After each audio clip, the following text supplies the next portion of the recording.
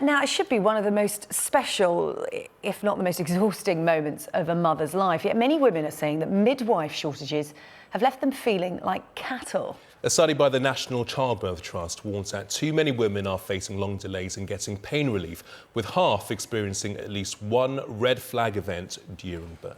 Well, GP Dr. Ellie Cannon is with us in the studio. And Dr. Ellie, I mean, this is quite disturbing to hear that mothers feel they are being treated like cattle. You will deal with a lot of mothers coming into your surgery after they've given birth, telling you their experiences. What's the overall feeling of the service they're getting when they're giving birth? I think generally it is good, and it's certainly good enough, but it's very worrying if women at this time, when anyway they're feeling very rocky and very vulnerable in terms of their mental health, are made to feel like cattle. I mean, that's a terrible, obviously that's a terrible indictment of the service. And also the physical dangers as well. So if we're what we call red flag events, so that means medical dangers, medical emergencies. So for example, in a woman who's given birth, things to do with blood loss, things to do with blood pressure going up very high. These could be medical emergencies. The woman herself could be in danger, the baby could be in danger. So that's very worrying in 2017 in the UK. Yeah, well, this report out for the National Federation of Women Institutes and the NCT today says that half of women, 50% of women that give birth, experience at least one of those red flag events during childbirth that you were talking about. Let's join Nicola Hatch-Lighterness, who is a mother who had a rather nasty experience, Nicola, when you were giving birth to your baby. Tell us what happened to you.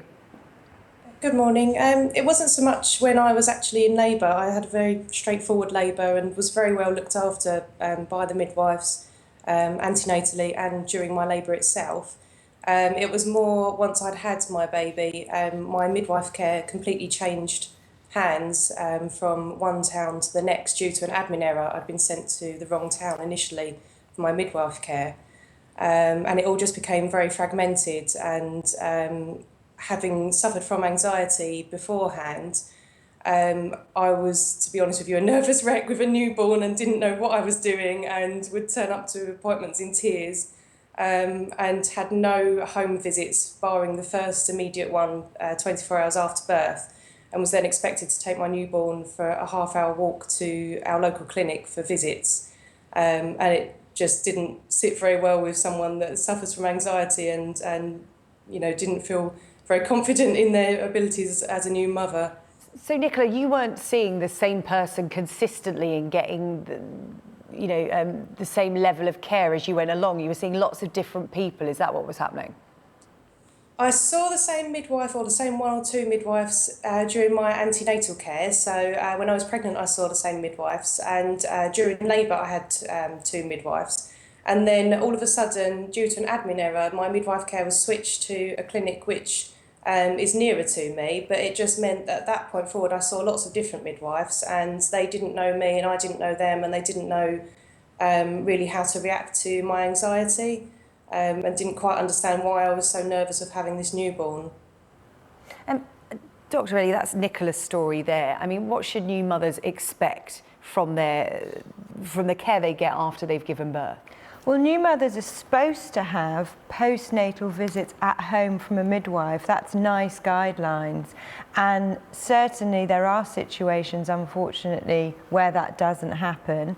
Obviously, mental health is absolutely crucial in that postnatal period, so mum can look after herself, but also her baby. I mean, that can be very serious. We're not talking breastfeeding. Yeah, all of those sort of things, but things like the real, genuine anxiety and depression that mums are vulnerable to.